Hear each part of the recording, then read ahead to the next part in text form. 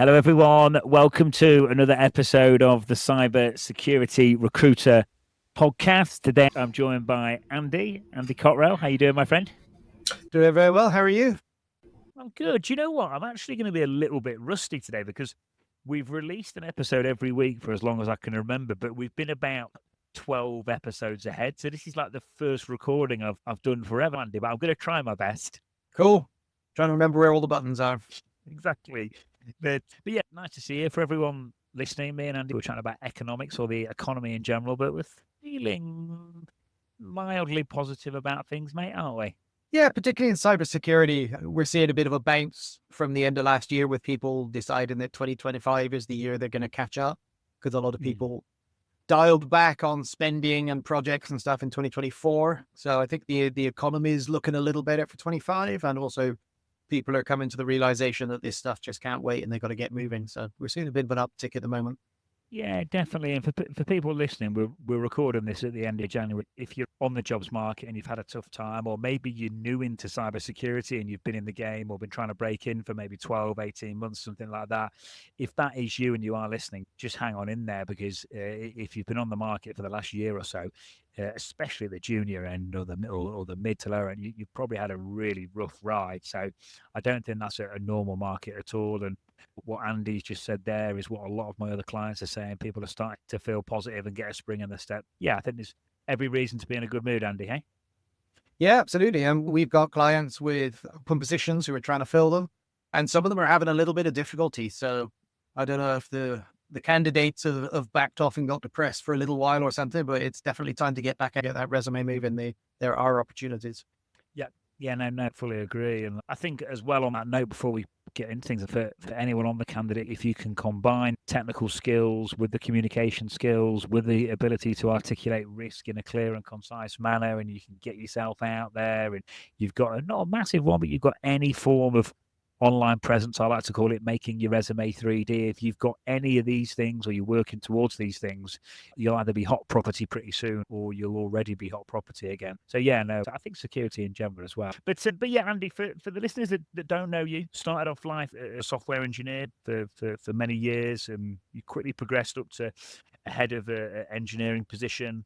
You then progressed on to a senior director posting for around 8 years at Phoenix Technologies. You then went up to C-suite. You were a CTO at TriCypher.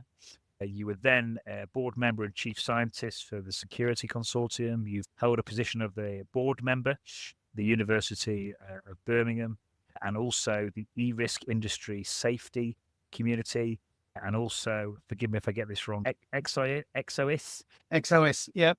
Yeah, there's a technical advisory board member and mission chamber orchestra of San Jose, and their positions you hold currently, and you are also the CTO of Truvantis Inc, and that is a organization that you've now ran for the best part of 15 years. So hell of a career, my friend, and welcome to the show. Thank you very much. Yeah, CEO at Truvantis for 15 years. It's been a journey. Yeah, cool. Yeah, no, it's good. It's nice to have you on the show. I know we're going to talk about a few things, kind of pen testing and red teaming, which I'll love to get into because I love talking about security, but I love talking about offensive security and in general and a few other things. But I'll start where I always start, Andy, which is, I know I've done you a bit of an intro, but just for the listeners, who are you? What do you get up to? And what's a day in the life like for you right now, my friend? Sure. So I'm an engineer at heart. I like designing and building stuff, creating things that solve problems, whether that be writing firmware or software or designing and building a company. To me, it's largely the same kind of exercise. You've got a problem domain and you're trying to build the solution that's going to fit. So although I've moved up into management and leadership and trying to run my own organization, to me, it's all still just engineering. You're just trying to build a solution to get a problem solved. Cool. I bet having that background of starting your own company in terms of getting the respect of the engineers or the pen testers, I bet it's a lot easier because I know from being a recruiter, when your leader gets what you do, it's nice. Yeah, they've said that a few times. Particularly our director of technical services, William. He's an absolute genius. He runs all our technical pen testing and so forth, and he just says he loves having a CEO that he can talk to who understands what he's saying and understands that the things he's doing are necessary and normal and not scary. But we've also got a very smart general counsel who's deep in the weeds and does a lot of consulting work within privacy and technology for us. And he gets it too. So I think William's kind of found his little utopia that he has executive leadership and legal who understand what he does and have got his back to get the job done.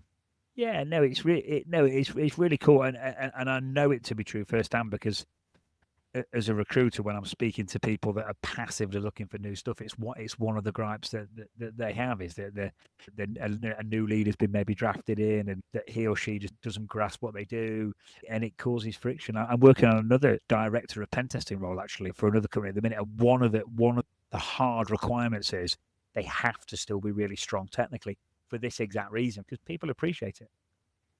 Yeah, and it's not just the technical side. I think the legal side is important as well, particularly on pen testing, because you're up towards the edge of what's allowed and what's not allowed. You've got to be very careful of that boundary.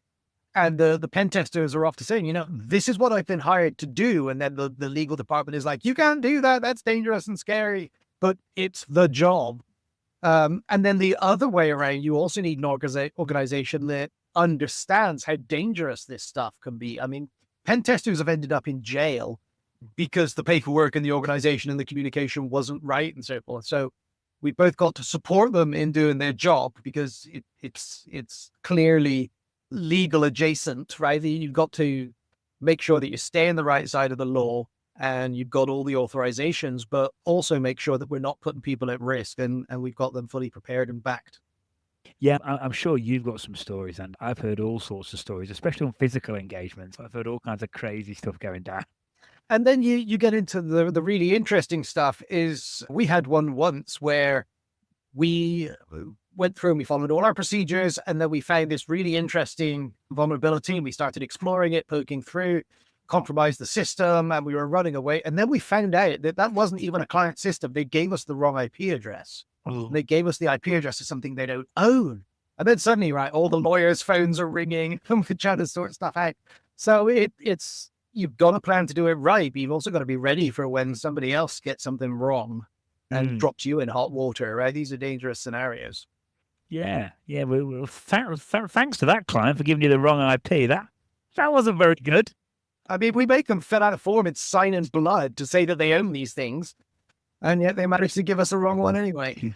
Cool. All right, we'll dive into it. And I know we were talking about just before we hit record here, we were talking about the difference between pen testing and red teaming and how it can frustrate you for different reasons. You can actually relate it to job adverts quite a lot, because the amount of times you'll see a red teaming advert and you're like, no, that's a web app pen testing. And anyway, we could probably talk about that alone for hours. But yeah, give me your thoughts. Because these terms are used a lot, especially in standards. And yet they're often ill-defined. And where they are widely used, it's often marketing that has decided what it means. And so that's a problem. When I first started looking into this, I decided NIST, right? US company, we'll go to NIST and I'll look up the NIST definitions of pen testing. And I found 4 or 5 different definitions in different standards, and they were contradictory. They couldn't all be true. Okay, so it's a difficult area to actually draw the line as to exactly what it is.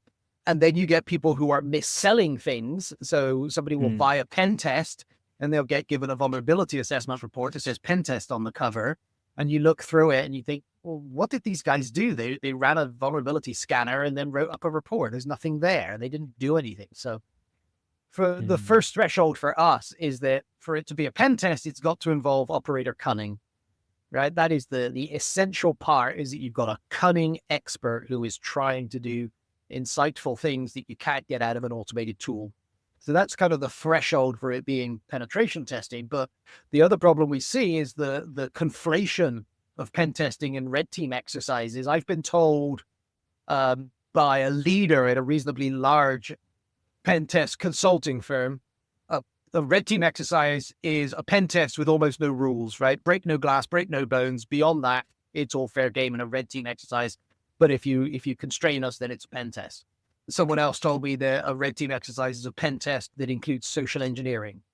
So it's all very vague and fluffy, and everyone has their own definition. Yeah. So what we've said is penetration testing is using these adversarial techniques to see, can you break in? And if you can break in, how bad would it be? How far can you get? Right. Yeah. And then a red team exercise is, if I tried to break in, would you detect me? Would you catch me? So the red team exercise is testing detection and response mechanisms, whereas the pen test is testing your defense mechanisms. Yeah, I think as well, like when it'd be nice to get some insights from you from the client side, from the sorts of calls you get at Truvantis, Andy. But I would imagine a lot of clients when they ring up and go, I want a red team. It's first of all, that's an expensive engagement, and you've got to have a hell of a security posture in the first place for that to be even viable, or the game's going to be up pretty quickly, isn't it? So, I mean, you can size to fit and you can pick your focus. Okay. We've managed to make them small and focused and affordable. And I think they are, we've kind of changed our thinking over the last couple of years. We used to think in kind of this evolution of maturity, get your vulnerability management under control. When you've done that, move on to pen testing. As you grow and you become more mature, move on to red teaming. I don't think that way anymore. I think if you're buying pen testing, you should be buying red teaming. And there's a very specific reason for that.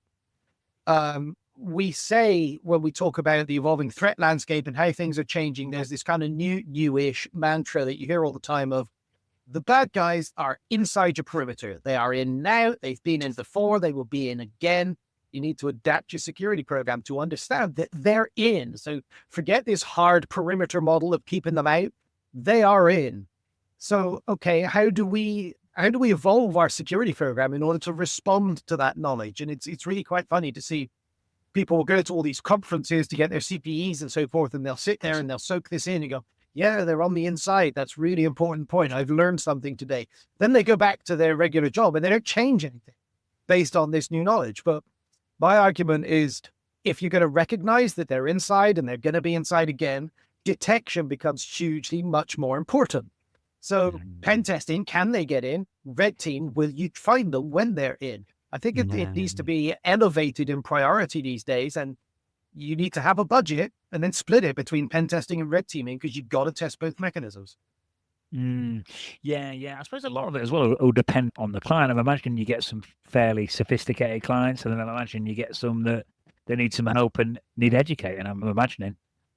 Yeah, more of the latter, interestingly. The state of the art is pretty variable. Organizations, I mean, it's obviously large budgets, right? A lot of this is just down to budget, and particularly headcount, which is a part of budget.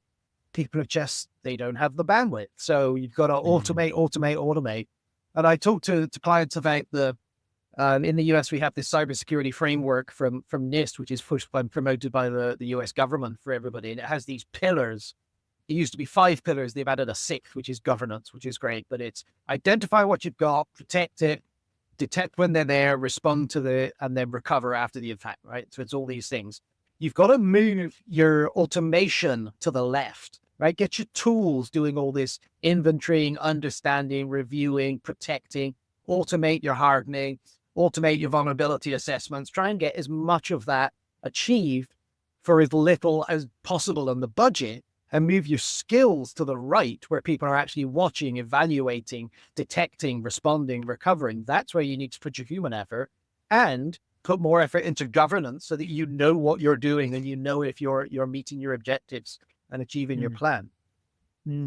Yeah, cool. Do you know what? It's nice to hear. It's nice that you're talking about segregating it off to different parts and saving certain bits for the humans and automating this and automating hardening. Because from listening to you there, it sounds to me like, in a way, I think from the pen tester's perspective, automation, I think it's actually, in a way, saving the really technical, stimulating, fun parts for the human. So I don't think there's anything to fear there. It sounds like if you can get it right, like you've described, it sounds like A, it could be a better service, and B, probably you're saving the fun parts for the actual testing. Absolutely. And the same goes for getting people to invest in vulnerability and patch management before they invest too much in pen testing.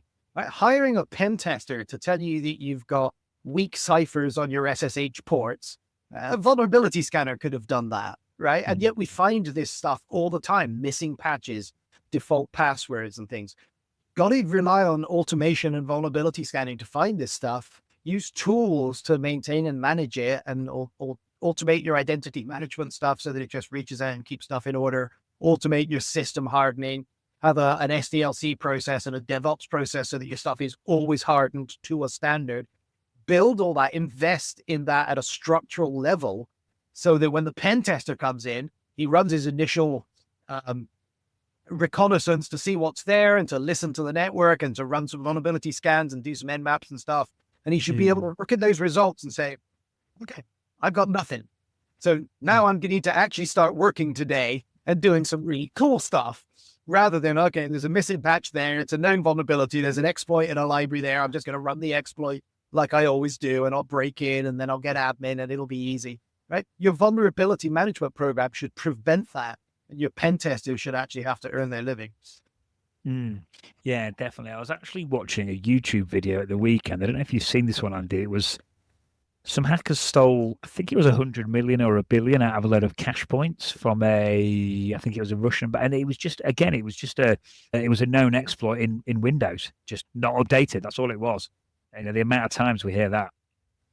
Yeah, absolutely. But one of the things is, that's bad, right? It's known exploits, missing patches, So you've got to do the right thing. You've got to do your basic security hygiene all the time, everywhere. And then your pen testers are going to find things which aren't basic vulnerabilities, or they're going to find things that you didn't realize were there. They're going to find holes in your understanding, gaps in your inventory.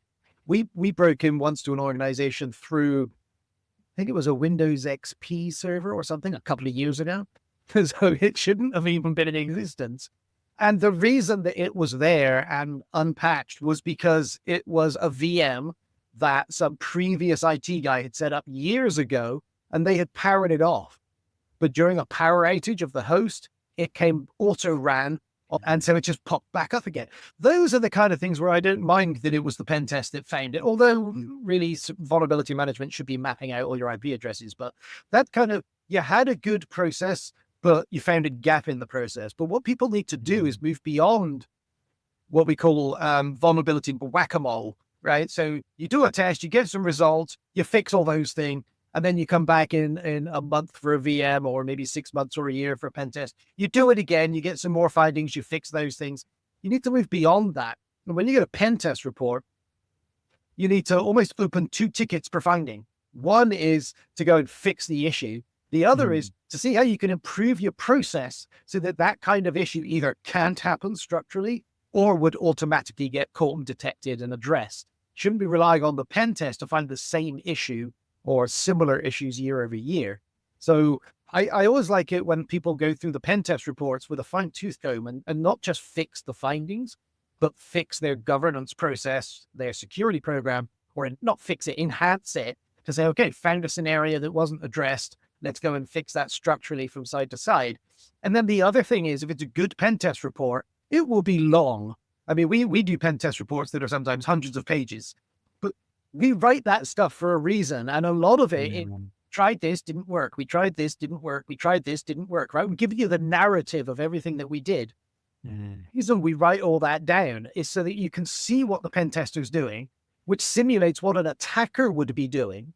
And then you can go through the report and say, okay, it didn't work, but if that was tried by a real adversary, would I have detected it? Would I know that that's in place? Okay, it didn't work there, but am I confident it wouldn't work everywhere in my environment, right? So you really should spend a lot of time getting value out of the pen test report and reading that narrative and reviewing your controls against the activities of the pen tester, rather than just saying, okay, there were 5 high severity findings, I'm going to go fix those, and then we'll come back next year and do it all again. Right? Yeah. What do you think it is, Eddie? Do you think some like IT guys or girls, they almost get a bit sensitive when you find stuff, or do you think it's a time issue, or a bit of both, or depends on the person? So the sensitivity issue is very interesting, and it varies wildly depending on the culture of the organization. Okay. We quite often actually end up with clients trying to negotiate wording in the pen test report due to political issues internally. And sometimes it's they don't want it to look so bad. And sometimes they want it to look worse because they're trying to get budget secured and they just want it to look really scary and things like this. So people are always trying to negotiate with us about the positioning and the messaging to suit their internal politics. But I think that obviously the really good houses, they're eager right? Tell me everything. We think we're doing a really good job. We think we're locked down. If you can find a gap, I want to know about it. Better you than the attacker. Let's find it and fix it. So a good house is eager to get the information. Yeah, cool. Do you think, Andy, it's always, because you must notice a big difference between, it's a shame, but a lot of it is if an organization's been hit before or not, isn't it? Like if they've been hit before, they really step up, don't they? But it's unfortunate, but Frustrates me so much that we see organizations who have an incident and then suddenly from somewhere they find millions of dollars to reboot the cybersecurity program.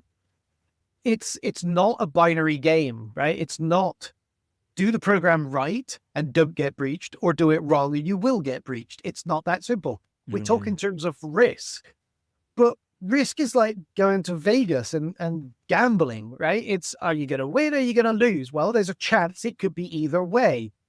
And you don't want to reduce your risk to zero. If you reduce your risk to zero, fine. So now you've got no computers, no employees, no clients, right? That's how you get to zero risk. You go into business to take risk, right? Nothing ventured, nothing gained.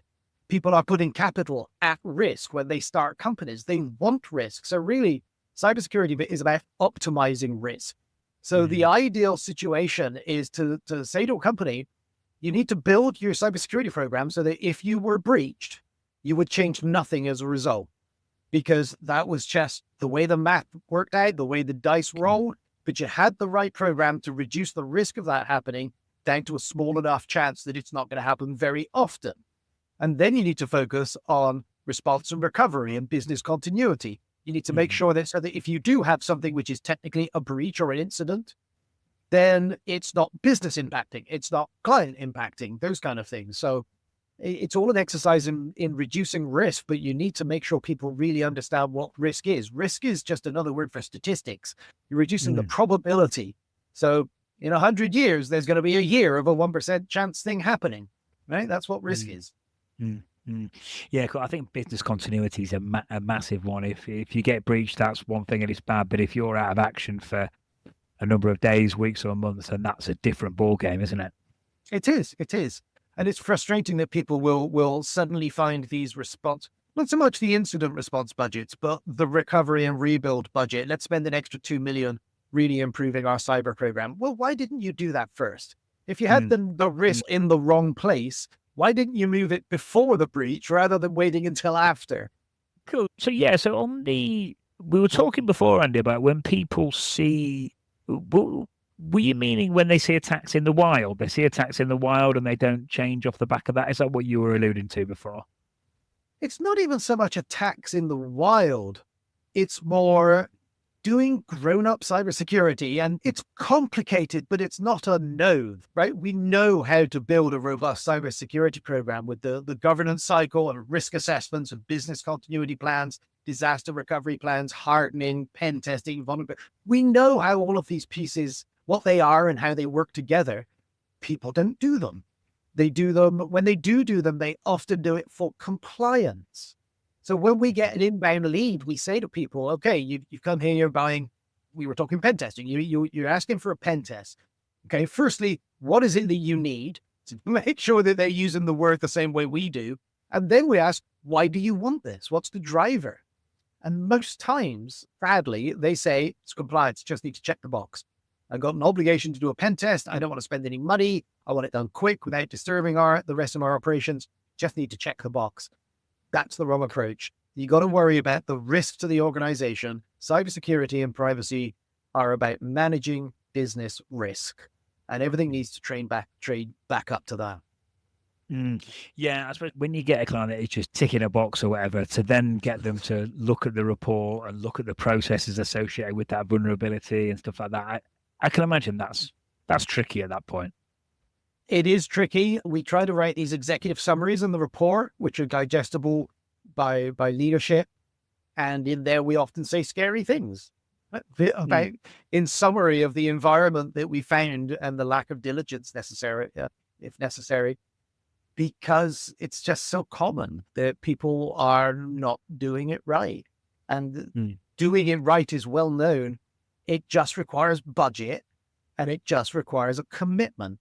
And commitment is expensive as well, right? It means you're going to be working on that instead of the other thing, which is often business enablement, right? And this is why it's frustrating in life just to see the head of security, which might be the chief information security officer or whoever, reporting into an enablement function like IT or R&D. So now you've got a guy who is in charge of both getting stuff out of the door and managing the risk associated with getting stuff out the door. So you got this guy who's fighting these dual priorities. Okay, which one is in his bonus plan? This one or the getting features out the door plan, right? It's a conflict there. It's why it's always great when security and risk management gets up to the leadership team and the board through a different channel and goes around IT and R&D. We often see it reporting up through legal, and that's great because lawyers are great at just having conversations about what's the risk. That's what they do. They're meant to be chief risk officers. We've seen it report up through finance, then it becomes a bit budget focused. But I love it when it reports up through legal. Yeah. It's an interesting point that you make about when people in leadership positions are getting pulled in both ways. And I've seen it more and more lately where the CISO and the CIO position is getting merged into one and things are changing there. And yeah, it's an interesting conversation and it must be tricky for them. It must be tricky. But like I say, all the pressure for OKRs and MBOs and all those kind of things is going to be on the enablement and delivery side. Nobody's going to get an MBO which says optimize our risk profile. Yeah, no, definitely. So, yeah. All right, Andy. Andy, you mentioned that when we first came on, you were talking about this couple of like mega individuals in the organization. It'd be nice to hear like from you as a business owner and leader, what makes people on your team great? What do you look for when you're looking for different people? Like what's real standout things that could help the listeners in terms of elevating their career growth and career progression? So two things really. One is definitely being a team player, and that's easy to say, but first of all, people sometimes have a tendency to say, this is my world, this is my job, I'm just going to do my thing here and I'll get on with it. We want people who interface more widely, but also aren't afraid to say, I don't know that, or I might not be the right guy for that, or I'm going to go and have to learn that for you, or is there someone that can help you with this? Or they start a project and then say, you know what, I'm out of my depth here, I need the team to help lift me up. That's what teams are for. Right? Nobody gets in trouble here for saying that they don't know something, right? You get bonus points for it, right? Because we're all learning all the time. So people who don't have that kind of ego of both, this is mine, leave me alone, and also I succeed or fail on my own merit. It's like, no, you succeed or fail by making the team stronger. And the other is on the actual performance side, we need people that look at the bigger picture, right? So yes, you've got a task. What is that task and why is it important? How does what you're doing fit into everything else? So if we were hiring for perhaps a more junior position, a security analyst or something who's going to be looking at a lot of details and data and is this machine hardened or looking at these logs and those kind of things, that's great. That's important. There are very important skills that person needs to have for doing that job. But they need to understand risk and they need to understand what a security program looks like and what is their part in it. And we're not looking for success or failure in the piece we gave them. We're looking for success or failure in the security program. And they are a piece of that machine, and they need to care about the whole machine and the interfaces between what comes into them and what goes out from them. And is it good data coming in? Are they giving good data going out in order to achieve success for the security program or the business project as a whole? So people who have broader horizons beyond their specific remit. Cool. Yeah, Andy, thanks, man. That's really cool. So you don't have to know the answer to everything. You've got to be confident enough to say, I don't know, and that's not a negative. You get bonus points. Leave your ego at the door. Really understand the bigger picture, understanding risk, being able to interface and being able to communicate and making sure what you're communicating with end clients and what you're communicating to the team internally is clear and concise. It's nice to hear you, because I think there's a lot of people out there that maybe get a certification or they get this and they get that, and they literally think that's it, I should get a job. But especially in the consulting world, there's just so much more to it than that, isn't there? There is. You got to understand the bigger picture of the security program, but you really need to understand the bigger picture of the business that's relying on you.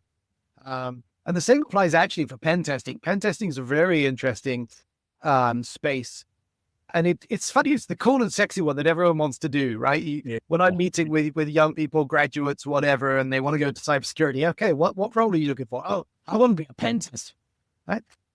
My attitude is, okay, that's great. Come back in a decade when you understand how technology works, right? I need you to be able to build a web stack, understand and be able to drive Kerberos, and Kubernetes and all the other Ks. I need you to be able to use all these different tools and be able to use them for the purposes they're intended, so that if you understand how they work, you can see how to break them. What I don't want is someone who's going to say, some other smart guy over there has worked out how to find these vulnerabilities and has given me an exploit that I can use, and I'm just going to turn the wheel of pen testing.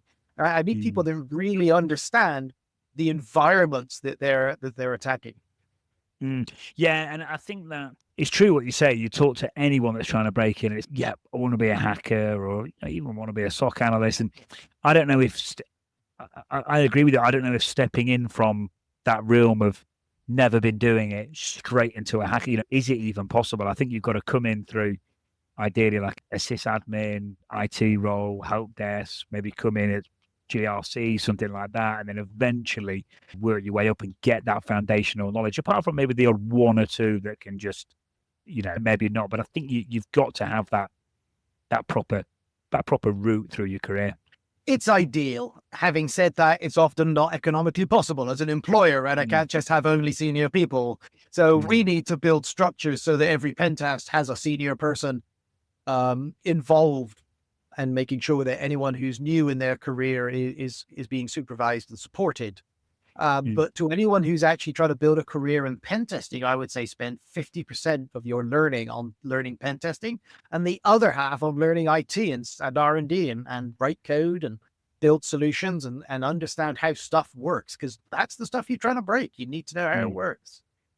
Yeah, cool. Thanks, Andy. That's when you mentioned as well about not needing to know the answer for everything, for everyone listening, I see that a lot across different companies, and people like people to have the confidence to say they don't know.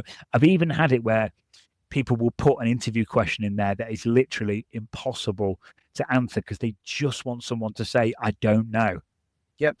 So yeah, just for everyone listening, it's okay. The worst thing to do, now I'm imagining being on the call to an end client and you're not knowing the answer and you just pretend you do and make something up. That's the worst case scenario that is being checked for there.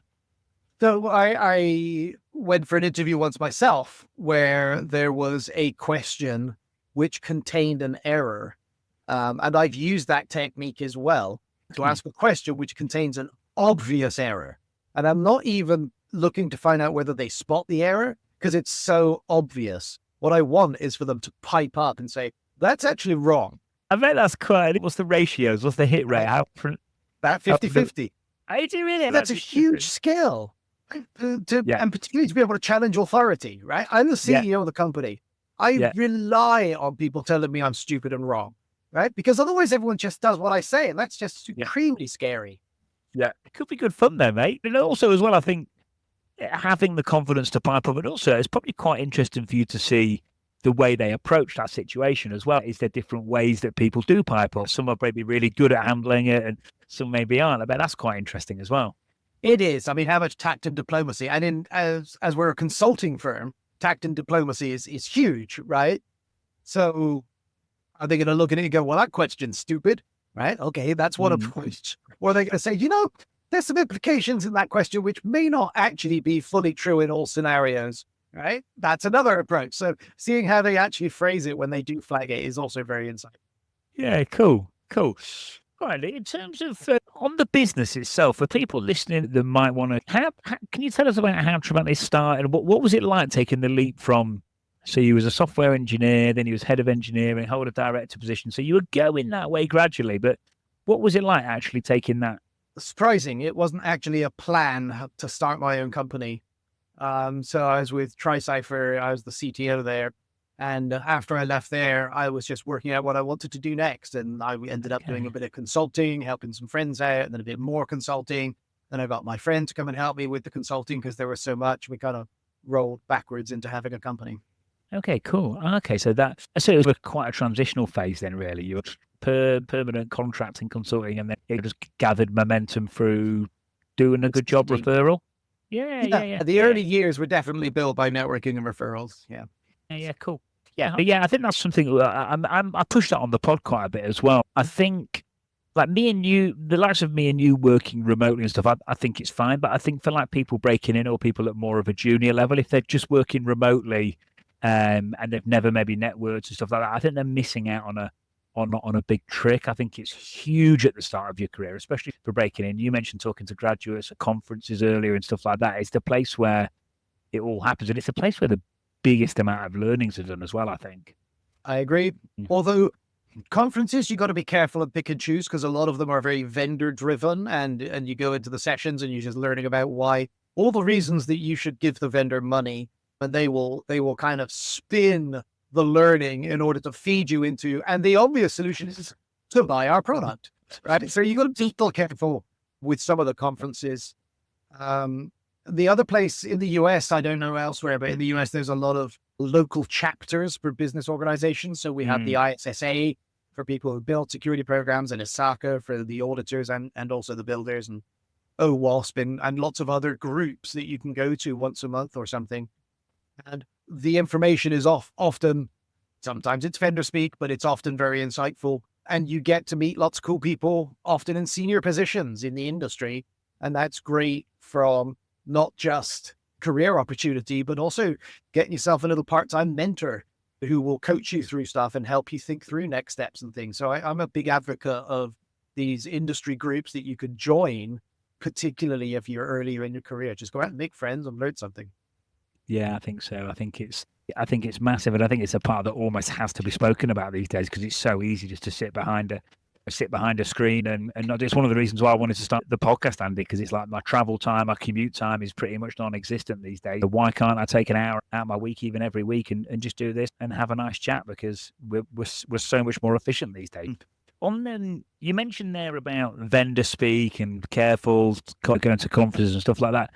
Do you see that a lot where clients are just basically just over tech, like it's just too much security tech and it's causing problems? A little bit. We see people getting their priorities wrong. So I saw a client once where we were going in, they were quite green and didn't really have a plan, but they had bought some tools, and one of the tools was one of these packet inspection tools, and he was very proud of the fact that you go to a console and review every packet that had flowed through the organization and tell me what was going where and see all the DNS queries and understand all the connections. I thought that's great, but you don't have a vulnerability management program and all your servers are unpatched, right? Could you take that budget and put it there first, and we'll come back to that one later? It's not that it was a bad tool. It was just that was the sales guy that got him at the right time. And that's the other thing, is that people go out and they learn all this academic stuff and they get their qualifications and they know how to run a grown-up security program, but they don't have time. And so what happens? The phone rings, it's a vendor, they get a story. Oh yeah, this will solve all your problems. Just get this one tool. It's going to fix everything. And it's just so easy to just, okay, I really don't have the program the way I'd like it, but at least I have this tool and that's going to save me. And so people have over-reliance on tools because they don't have time to do the job, the governance job properly, and actually go through and work out where the risks are. But I'm really more worried about vendors bending language and tricking people through misrepresentation, even if it's somewhat innocent, though it often isn't, would be attack surface, right? So we talk a lot now about what is your attack surface. So you get these tools that have attack surface management features. Great. So you've learned you need to manage your attack surface. You've now got a tool that says attack surface management, got it under control. But it's only under control with regard to the stuff that tool can see. Other pieces of your attack surface, your facility, your staff, the people using their mobile phones to check their email, right? Well, there's lots of attack surface. Just because you bought a tool that had a feature labeled attack surface doesn't mean it's job done on understanding and inventorying your attack surface. It's a useful tool. It's a good tool. You should have it, but don't let the label trick you into thinking you've done the job. The attack, obviously going back years ago to now, the attack surface is just huge, isn't it? You're talking about a mobile device. It's just massive, isn't it? Massive. It is. And it change over time, right? So we had the whole perimeter argument, right? It's no longer a hard perimeter and you need to worry about the security of the stuff on the inside. And then there was the cloud, but we work our way through, and there was zero trust, and now it's AI, right? It's the flavor of the day. But it's funny because each of these things, as they arrive, they kind of change everything, but they also change nothing. It's still a cybersecurity program. There are 5 pillars. You need to do your inventory. You need to protect all the stuff. You need to understand your attack surface, right? So in some ways they change everything, and in some ways they change nothing. Yeah, I mean, AI, I mean, it's almost a bit cliche to bring it, but it's everywhere. I don't know if you went to Vegas last year, but I just heard the minute you got off the plane for kind of a DEF CON and Black Hat, it was just like literally, I think the first sign someone said they saw was like this big AI sign, and that was just the theme for the whole weekend. It's just everywhere. But what is it? Is it helping you personally in the business? Are you getting some good gains off it? What are you seeing out there? It's a very interesting space, and we see a lot of people being very reckless and failing to pick up their governance program and stretch it out over AI because there are so many different facets of it that affect a business.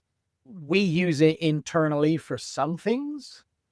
So it's stuff to do with marketing things that helps us speed up there, definitely. We've actually mostly banned AI in all tools because we started doing a bit of due diligence and checking where the data was going and what assurances we were getting from the vendors. And either they wouldn't tell us, or what they told us was scary about where the data goes. So we had to ban it because we don't want client data going up into some random tool that one of our vendors is using to transcribe from audio to text or whatever. And we don't know. It's some outfit in Russia, and they're who knows? Yeah, right. Yeah. Go through and do kind of full supply chain due diligence there. So we basically just banned everything. And I think the due diligence piece would be so big for us, we are probably going to move to an on-prem model instead, or not on-prem, but roll our own, and build tools internally to give us that kind of business advantage that we can see is there. We can see it, we can taste it, but we don't currently have a safe way of using it until we get the time to build our own out in AWS or something where we can comply with the commitments we've made to our clients about protecting their data. Yeah, that's massive, that is, because this data with all these, it is just going. It's definitely just, like you said, you've banned it for a reason. It's going everywhere.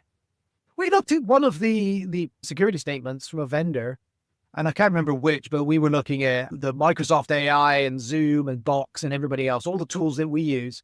But one of them we looked at, it said, we may share anything that you give us through this AI tool with unnamed, unmanaged third-party service providers to assist us with the task. And there was nothing in there about how they were protecting or controlling it. And that was the point where we said, we don't have time for this. We have information, but our client data is not going into any AI until we build our own internally. And the days of being able to build your own internally are pretty much here, right? So it's not that hard. Yeah, no, definitely. I think whenever it's being used, you've got to have a massive understanding of what you're doing still, haven't you? You can't just rely on it. Even as something as simplistic on the recruitment side as like a lead gen tool. We've had people on the team here use them and they don't check it and they just go, and it hasn't done what it said it was going to do. And I can imagine the same happening for a pen testing tool with AI. If you don't know what you're doing, it can make you look very silly. Right. I mean, the thing with AI is you've got to think of your AI as an incredibly industrious team of interns, right? They're going to get a lot done, but they're interns, right? Check everything, give clear instructions, don't believe or trust anything, right? So they're a great tool. I'm a big advocate for AI, and personally, outside of work, I use it all the time. It's huge, but not trusting it with client data anytime soon. Yeah, no, you're right. I think if it's used properly, I think it's one of those. We'd all be crazy to go full hog and go too far too quickly, but at the same time, we'd be crazy to ignore it. So it's probably taking a balanced approach. But I think there's definitely a big opportunity to do more with less and stuff like that. And I've seen various different companies where that is definitely happening. And talk about in-house capabilities. Yeah, I'm seeing that as well across various companies where they're building out various different products in-house and having a lot of fun in the process as well. Yeah, So I think it's great to address that kind of data governance problem, but now you're taking on all the risks associated with building out of these components. And that's a new space that we're only just beginning to understand, is where the risks are with AI and R&D. And OWASP has done some great work with their top 10 for LLMs and stuff, but that's just one piece. So we've AI risk governance a lot, and there's different domains of risk that an organization is exposed to. So there's certainly risks associated with building your own AI to use internally. Sure. There's risk associated with the vendors that you choose to use, where you build it into your business processes. Okay. There's also the risks associated with the attackers are now using AI. So the whole way that you're getting attacked is now different. Flip side to that is the vendors you're relying on to defend you are starting to use AI as well. So that balances out somewhat. If history is anything to go by, the attackers will get the net advantage out of that. And then there's what I call shadow AI and stealth AI, right? So shadow AI, like shadow IT, you said no, but they're using it anyway because they know better about what's good for the company, and they work faster if they use it. So that's shadow AI. And then there's stealth AI, which is where you didn't want it, you didn't ask for it, you didn't approve it, but the vendor of a tool just pushed it out to all your users anyway. Yeah, no. Someone told me that pretty much in any photo, there's like some form, like even on an iPhone photo, there's like some form of AI kind of blended in now. It's just everywhere. You've been using AI for years. And AI, you remember, is more than just the LLMs piece where you're having a conversation and chatbots and stuff. AI has been around for decades. So if you've ever traced out a number with your finger on your phone and it's worked out what that is, that's an AI. There's a mathematical model behind that was trained, probably a little baby neural network that was trained to work out how to turn finger swipes into characters on a keyboard. Using AI for years. What's changed recently is the explosive availability of it and reduced cost. And the ecosystem of tools that are now available to stitch things together really easily to make stuff happen. So that's what's changed recently. But AI has been around for decades. Yeah, it's going to be the next kind of 2 to 5 years is going to be fascinating. And you talk about governance and stuff like that. The rate that we're seeing change at now is just so quick. Governing bodies and governance and governments around the world struggle to keep up at the best of times. I think they're going to struggle more and more. They are. And what you need to do is build your governance program so it's kind of resistant to change. So used to be you'd look at somebody's security policy and it would say things like passwords need to be at least 8 characters and mixed numbers and letters and stuff. This day and age, that's not what should be in policy. Policy should be about how you manage risk in authentication scenarios, how you classify data and so forth. And then those details, those need to be out in day-to-day operational standards. You need to build policy that's kind of much higher level and will resist the seas of change, because it's still data and it's still a tool and you're still sharing it with a third party. Therefore, we already wrote that policy. Let's go and apply it to this new AI vendor and work out what that's going to make us do over there. Cool, yeah. It's going to be, let's say, it's going to be certainly interesting times. I'm going to, as I come to the end here, I always like to find out, I used to always ask people about the different books they've read and stuff like that, but it can be books or content you're consuming or podcasts. But I always like to ask, what book have you read or pod or anything? It could be security related. It could just be like self-development, just anything you've consumed that's been really helpful for your own career growth or self-development that could help the listeners. So I do not read much of that myself lately. Now I tend to have AIs read it for me and summarize it. Okay, cool. And I get them to collate and merge multiple sources. So, okay, I'm interested in this topic. Go out and find me a bunch of information, and then I go through it. If there's anything I think is interesting, click back on the links, go back, read the original paragraph. But because of that, you're reading all sorts of stuff. Wow. And I also use a feed reader, which goes out and looks at 50 different sources for information. And so again, I'm picking stuff out on an article by article basis rather than getting stuck with one author, one book, one thing like that. So I try to surf the entire spectrum of what's available there for me to learn from. Yeah, cool. I like that answer. It's a different answer, but I like it. What tool do you use? So I use Feedly for getting the web feeds and organizing that. And then I go back and forth at the moment between ChatGPT and Perplet for the chat-based interfaces. But there are many or more out there, and I tinker with many others from time to time, but those are my two core. I pay for both of those. Everyone else I just toe in the water. Okay. Yeah, okay. So I saw something on LinkedIn earlier that was talking about the code base for, I think, Claude. That's maybe good, I think, Claude AI. I think Claude is. I think I haven't done it yet, but I think I can point Perplexity to use Claude. Okay. But I find the ChatGPT is a little bit more, this is just my experience. I find it a bit more creative. It's also a better coder because I do use them to write code. And Perplexity is a little bit more disciplined, a bit more organized, a bit more structural, better at attributing information as to where it got it from. So it depends what I'm doing. And sometimes I'll use both.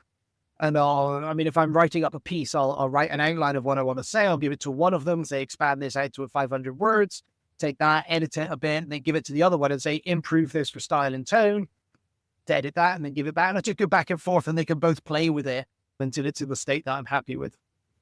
Yeah, it's just listening to you there. It's amazing. I feel quite far behind with that because I need to really get with it and have a play around with these things. I'm still sat here after every call, Andy, writing notes on pen and paper. Yeah, you just need to remember it is a tool. It is not a replacement, right? So I'm still writing the article that I'm writing, the tool to help me go faster and maybe get a bit broader research. But at the end of the day, that article's mine and in me, and it says what I want it to say.